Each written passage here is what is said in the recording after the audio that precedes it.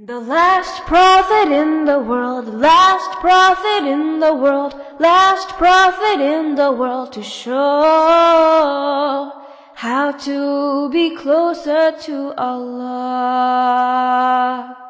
He is Muhammad sallallahu alaihi wasallam.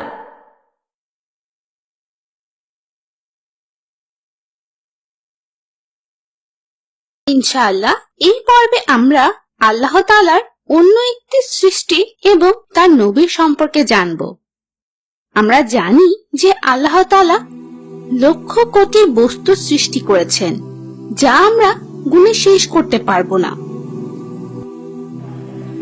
তার প্রতিটি সৃষ্টি আল্লাহ তাআলার আইন অনুসরণ করে, কিন্তু এত সৃষ্টির মধ্যে কেবল তার দুইটি সৃষ্টি অন্যরকম এবং বিশেষ।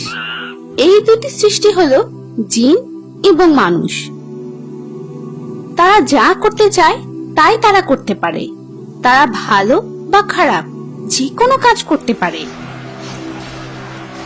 কিন্তু অন্যান্য সৃষ্টির মধ্যে কেউ এভাবে নিজের ইচ্ছে মতো কাজ করতে পারে না। তাই শেষ বিচারের দিনে মানুষ ও জিনদের আল্লাহ তাআলা তাদের খারাপ কাজের জন্য শাস্তি দেবেন এবং যারা তাদের জীবনে ভালো কাজ করেছেন তাদের পুরস্কার দিবেন। কিন্তু আল্লাহ তাআলা অনেক দয়ালু এবং তিনি আমাদের ভুল পথে যেতে দিতে চান না। তাই আমাদের সঠিক পথ দেখানোর জন্য তিনি অনেক নবী পাঠিয়েছেন, যাতে আমরা তাদের দেখানো পথে চলে জান্নাতে যেতে পারি এবং পুরস্কার পেতে পারি। তাহলে জিনদের কি হবে? তাদের নবী কে ছিলেন? মানুষ ও জিনদের মধ্যে আল্লাহ তাআলা মানুষকে বেশি সম্মান দিয়েছেন। তাই আল্লাহ জিনদের কাছে কোনো নবী পাঠাননি। যে সকল নবীদের মানুষের কাছে পাঠানো হয়েছিল তারা জিনদেরও নবী ছিলেন। তাহলে কি মুহাম্মদ সাল্লাল্লাহু আলাইহি ওয়াসাল্লাম জিনদেরও নবী ছিলেন? হ্যাঁ, মুহাম্মদ সাল্লাল্লাহু আলাইহি ওয়াসাল্লাম জিনদের জন্য শেষ নবী ছিলেন। এই পর্বে আমরা জানব যে কিভাবে আল্লাহ মুহাম্মদ সাল্লাল্লাহু আলাইহি ওয়াসাল্লামকে জিনদের জন্য শেষ নবী বানিয়েছিলেন। তাহলে আজকের গল্প শুরু করা যাক। এটি মুহাম্মদ সাল্লাল্লাহু আলাইহি ওয়াসাল্লামের তায়েফ থেকে মক্কা ফিরে যাওয়ার সময়ের ঘটনা। পথের মধ্যে একসময় মুহাম্মদ সাল্লাল্লাহু আলাইহি ওয়াসাল্লাম কিছু সময়ের জন্য এক জায়গায় বিশ্রাম নেন।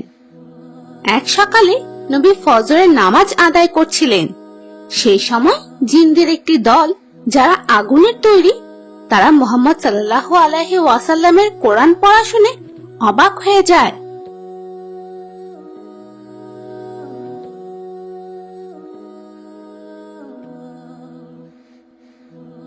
সাথে সাথে মুহাম্মদ সাল্লাল্লাহু আলাইহি ওয়াসাল্লামকে নবী হিসেবে মেনে নেয় এবং বিশ্বাস করে যে আল্লাহই একমাত্র প্রভু। যখন নামাজ শেষ হলো তখন জিনদের সেই দলটি তাদের শহরে ফিরে যায় এবং অন্য জিনদের এই নতুন ধর্ম, কুরআন এবং শেষ নবী মুহাম্মদ সাল্লাল্লাহু আলাইহি ওয়াসাল্লামের সম্পর্কে বলে। তারা সকল জিনদের আল্লাহকে তাদের একমাত্র প্রভু ও মুহাম্মদ সাল্লাল্লাহু আলাইহি ওয়াসাল্লামকে তাদের শেষ নবী হিসেবে মেনে নিতে বলে। মুহাম্মদ সাল্লাল্লাহু আলাইহি ওয়াসাল্লাম কি সেই জিনদের ব্যাপারে জানতেন যারা তার নামাজের সময় কোরআন শুনেছিল? না। তখন মুহাম্মদ সাল্লাল্লাহু আলাইহি ওয়াসাল্লাম জিনদের সেই দলের ব্যাপারে কিছুই জানতেন না। পরে আল্লাহ তাআলা এই ঘটনাটি মুহাম্মদ সাল্লাল্লাহু আলাইহি ওয়াসাল্লামকে সূরা আহকাফ ও সূরা জিনের মাধ্যমে জানান। কয়েকদিন পর মুহাম্মদ সাল্লাল্লাহু আলাইহি ওয়াসাল্লাম আবার তার নিজের শহর মক্কার পথে যেতে শুরু করেন। কিন্তু সেই সময় মুসলমানরা মক্কায় খুব অসহায় ছিল। কোনো সুরক্ষা ব্যবস্থা ছাড়া তিনি মক্কায় যেতে চাননি। তাই তিনি হিরা গুহায় অপেক্ষা করছিলেন এবং একজন লোককে মক্কার কিছু নেতার কাছে পাঠান এবং তার সুরক্ষা চাইলেন, যাতে খারাপ লোকেরা মুহাম্মদ সাল্লাল্লাহু আলাইহি ওয়াসাল্লামের ক্ষতি করতে না পারে। অবশেষে একজন নেতা মুহত মুতিম যে একজন অমুসলিম ছিল সে মুহাম্মদ সাল্লাল্লাহু আলাইহি ওয়াসাল্লামকে সুরক্ষা দিতে রাজি হয়। মুতিম ও তার ছেলেরা অস্ত্র নিয়ে প্রস্তুত হয় এবং মুহাম্মদ সাল্লাল্লাহু আলাইহি ওয়াসাল্লামকে রক্ষা করার জন্য অপেক্ষা করতে থাকে। তারপর নবী ভালোভাবে তাদের সাথে শহরে ফিরে আসেন এবং তিনি সরাসরি কাবা ঘরে চলে যান এবং অল্প সময়ে নামাজ আদায় করেন। তারপর তিনি মুতিম ও তার ছেলেদের সাথে নিজের বাড়িতে ফিরে যান। মুতিম তো খুব ভালো কাজ করেছিল। সে কি মুসলমান হয়েছিল? না, সে মুসলমান হয়নি, কিন্তু তার সাহায্যের জন্য মুহাম্মদ সাল্লাল্লাহু আলাইহি ওয়াসাল্লাম অনেক কৃতজ্ঞ ছিলেন।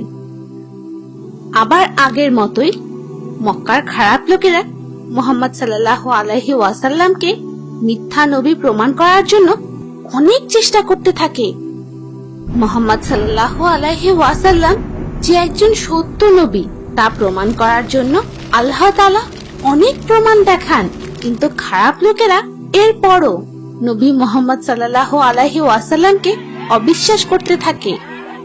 একদিন কিছু খারাপ লোকেরা মুহাম্মদ সাল্লাল্লাহু আলাইহি ওয়াসাল্লামকে কাবা ঘরে ডাকে। তারা নবীর নবীত্ব প্রমাণ করার জন্য অন্য কিছু নবী যেমন মুসা, সালেহ ও ঈসা আলাইহি ওয়াসাল্লামের মতো অনেক বড় অলৌকিক কাজ দেখাতে বলে। তারা তাকে সাফা পাহাড়কে সোনার পাহাড় বানাতে বলে, বা পাহাড়কে সরিয়ে দিতে, বা আকাশ ভেঙে ফেলতে, বা এমন অন্য কোনো আজব কাজ করতে বলে। তারা ওয়াদা করে যে মুহাম্মদ সাল্লাল্লাহু আলাইহি ওয়াসাল্লাম যদি এমন কিছু করতে পারেন তবে তারা মুসলমান হয়ে যাবে।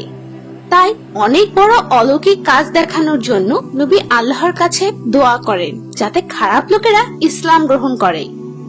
আল্লাহ তাআলা বলেন, যদিও আল্লাহ তাদের একটি বড় অলৌকিক কাজ দেখান তবুও খারাপ লোকেরা মুসলমান হবে না,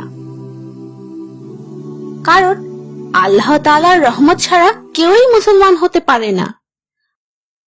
আল্লাহ তাআলার আদেশ অনুসারে মুহাম্মদ সাল্লাল্লাহু আলাইহি ওয়াসাল্লাম তাদেরকে বলেন যে আল্লাহ সব থেকে শক্তিশালী এবং নবী শুধুমাত্র একজন মানুষ। এটি শুনে খারাপ লোকেরা মনে করল যে মুহাম্মদ সাল্লাল্লাহু আলাইহি ওয়াসাল্লাম সত্য নবী নন, তাই তিনি অলৌকিক কাজ দেখাতে পারছেন না।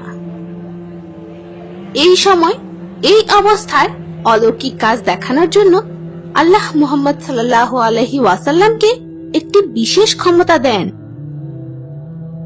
অনেক মানুষের সামনে নবী সাল্লাল্লাহু আলাইহি ওয়াসাল্লাম চাঁদকে ভেঙে দুই টুকরো করে ফেলেন। দুই টুকরো হেরা পাহাড়ের দুই পাশে ছিল।